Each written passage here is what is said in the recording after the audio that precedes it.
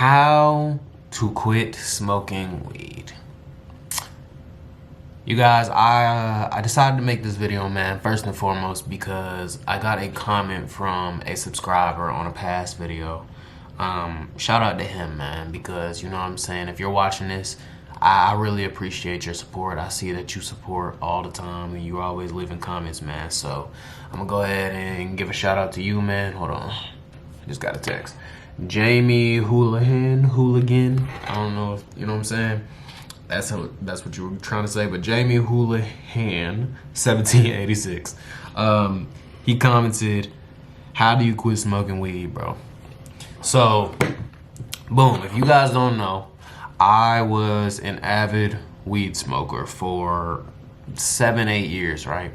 And when I say avid, I mean daily. Like, there wasn't a single day that I wasn't smoking. And I'm not saying that to glorify it. I'm saying that because I'm proud of the transition that I've made. I'm proud of the growth that I've made since then, right?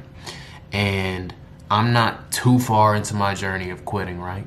But I'm far enough to say I'm extremely proud of myself, right? And I just want to go ahead and show you the exact day that I'm on with quitting, because I want you guys to know I'm not joking, you know what I'm saying?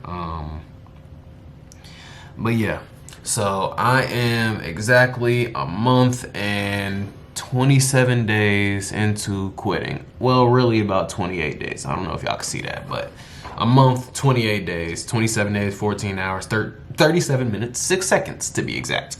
So I'm not the farthest into this, right? But I will say, as someone who has quit smoking multiple times, right? In the past, I never said I would fully quit. In the past, I never said that I was fully done, right? I'm the type of person, I would always just have moments and stints where I'd be like, okay, yeah, I'm about to take a tea break, right? I'm about to take a tolerance break and prove to myself that I'm not addicted. Prove to myself that I can quit smoking at any moment whenever I feel like I need to do that, right?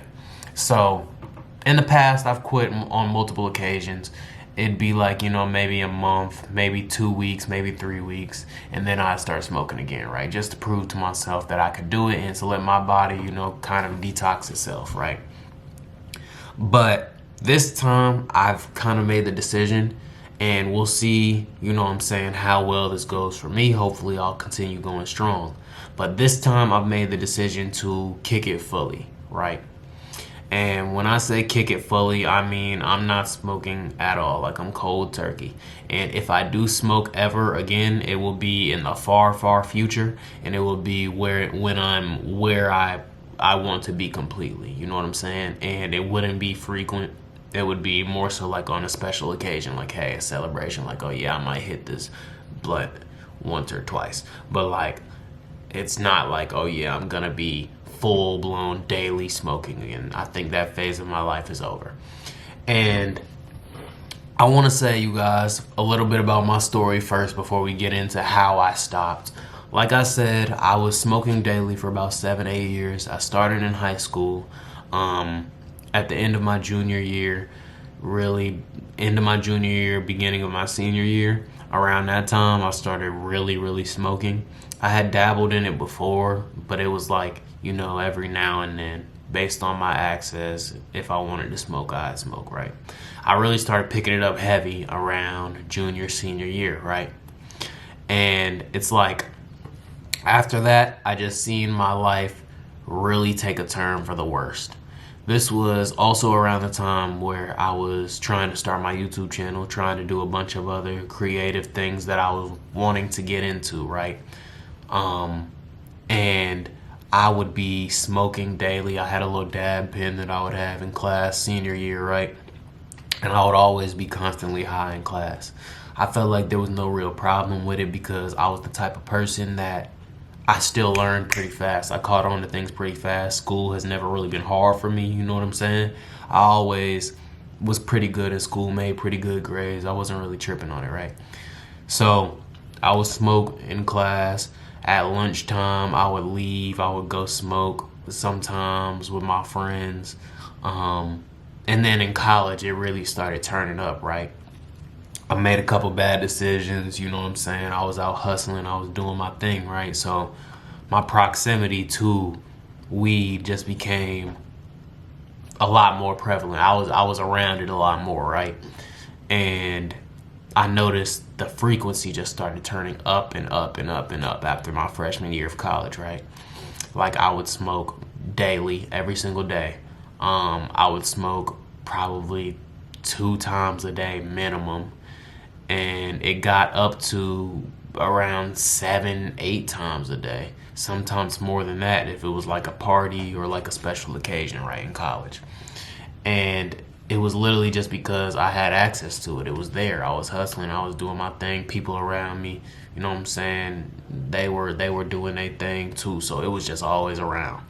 And it got to a point, you guys, where I felt like I was getting so complacent in the position that I was at. I never was the type of person where I couldn't get anything done. Like I could still work for the most part. I could still put out a YouTube video every now and then, but it was never consistent. It was never like the amount of productivity that I knew I could have for myself. And I just looked at how far I'd came on YouTube, and I'm like, man, like I've wasted years and years doing this smoking thing, and I'm still not where I want to be. I'm still not accomplishing the goals that I've set forth for myself, right? So boom, fast forward 4 or 5 years later to 2026, about a month, 2 months ago, I decided to quit. And I guess I'll get into how exactly I did that now. So if you guys don't know, I read books a lot. I have this one book. It's called Atomic Habits, right? By James Clear. If you haven't read that, it's a book basically about forming good habits, how to do that, and how to erase bad habits. So that book I credit with so many different positive things that have happened to me in my life, because it's really just like the Bible on discipline, right? Definitely suggest reading that book. But one of the main things in that book, this is a little spoiler if you haven't read it, one of the main things he talks about with your bad habits, of how to kill them, right? How to end your bad habits, is you have to starve them. Let me say that again. You have to starve your bad habits. You have to make it not convenient for yourself to do these bad habits. So let's talk about smoking for the example, because that's what this video is about, right? Like I said before, it was extremely convenient, right, for me to smoke because it was always around me, right? The number one way for you to quit smoking weed immediately is to get the hell away from it. Get from around it, right? If there's any weed around you, man, flush it down the toilet, man. I know it's gonna hurt. Or smoke all that you have left, right? Delete your plug's number. Delete whoever you're getting it from. Delete their number. Your friends that are smoking, communicate it to them. Tell them, hey, I'm trying to stop smoking. If they respect that, great. If they don't, sad to say, you might have to get from around them. If you're that serious about, you know what I'm saying, quitting this bad habit, right? You have to starve the bad habit, right? Because there's something called a cue that he talks about in the book of Atomic Habits, right? A cue is basically any signal, anything that you may see, any moment that you may come to, right, that triggers the idea in your mind to want to smoke, right? That may be you walk into a house and you see somebody else smoking, you see your brother smoking, you see your sister smoking, you see your uncle, auntie smoking, right? That's a cue. It may be, the plug. I know a lot of plugs, they text their clientele like, hey, I got this new deal, I got this new strand, and I got this, whatever. Starve that. Delete the number, block them, whatever you got to do. You feel what I'm saying? Starve the habit, man. Make it harder for yourself to do. And that leads into my next, you know what I'm saying, tip. You need to put obstacles between you and smoking. You need to put obstacles between you and that bad habit, video gaming, right?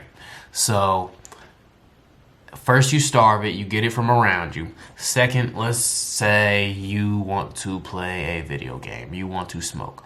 Okay, well, before you tell yourself I can smoke for the day, you need to do 200 push-ups. You need to do something insanely hard before you're able to go and smoke for the day, right? Before you're able to go and play that video game. You need to do something that you physically do not want to do, or something that is physically difficult for you to do and you know that it is difficult for you to do. And until you can do that, you can't smoke, right?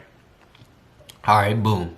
So do that, and remove any other, like, you know what I'm saying, bad influences surrounding it, you guys. Like, those are really the two main things, right? I don't want to spoil the entire book of Atomic Habits, but those are the two biggest things when it comes to stopping any bad habit. I think just starving it, like, you know what I'm saying, the cue, the craving for that bad habit, get it from around you. Throw the weed away, throw the lighters away, throw the ashtray away, throw the scale away, delete the plug's number, block them, unfollow all pages on social media about smoking, download an app about being sober, be proactive, you know what I'm saying, like I did. If y'all want the app that I use for my countdown, it's called I Am Sober, right? And just have a mindset shift, man. Change your identity. Tell yourself, like, hey, I'm the type of person that can quit this thing. I'm the type of person that doesn't need weed to eat. I'm the type of person that doesn't need weed to sleep. I'm the type of person that can quit any bad habit that I come across. Because truth be told, you guys, you don't need it to sleep. You don't need it to eat. You feel like you do because you've been doing it for so long. And that's where so many of us go wrong, right? That's where so many of us, you know what I'm saying, fall back into these bad habits. You attach your identity to this bad habit. You attach your identity to, needing to smoke to eat, needing to smoke to have fun or play the game, needing to smoke to sleep. Like, you don't need to, you guys. Starve the habit, get it from around you. Put obstacles in between, you know what I'm saying, the access to said bad habit, and completely change your identity in your mind. Tell yourself daily, proactively, hey, I am sober, the name of the app. Tell yourself, hey, I am not the type of person who needs this. I don't need it to sleep. I don't need it to eat. And actually prove it to yourself. Show yourself through inputs. Go and eat without smoking. I know your appetite might not fully be there. It's like that for the first however many weeks, right? It's going to be like that. Go and sleep without it. It's going to be a little tough, right? But you need to prove these things to yourself. You need to prove that your identity shift is real. And once you do that, you guys, you starve it, you put obstacles between it, you get everything from around you, and you change your identity completely around it. I feel like you'll be in a much better position to succeed with quitting any bad habit, let alone stopping smoking, right? You'll be in a much better position to just elevate in your life. And you know what I'm saying? That's all I really have to say, you guys. That's how I quit. That's how I stop. That's how I proactively end any bad habit that I have. Like, I also have a gambling issue. I'm not going to get too deep into that because that could be a whole separate video, but I do the exact same things when it comes to gambling. I delete the apps off my phone. I get away from people that are always talking about gambling. I had a couple group chats that we talked about gambling. I left those. I communicated it to my people and I told them that, hey, I don't want to gamble. I put obstacles between it, like, hey, if I don't make this amount of money, then I won't be able to place any bets today. Like, you know what I'm saying? You could do this for anything. You could do this for gambling. You could do this for weed. You could do this for porn, lust. You could do this for anything, you guys. Just know that there's always a way to quit these bad habits. And, form the identity shift, man. Y'all got this. I believe in you, man. If I did it, you could do it. I promise. Hope y'all enjoyed this video, and man, I'm gonna see y'all tomorrow.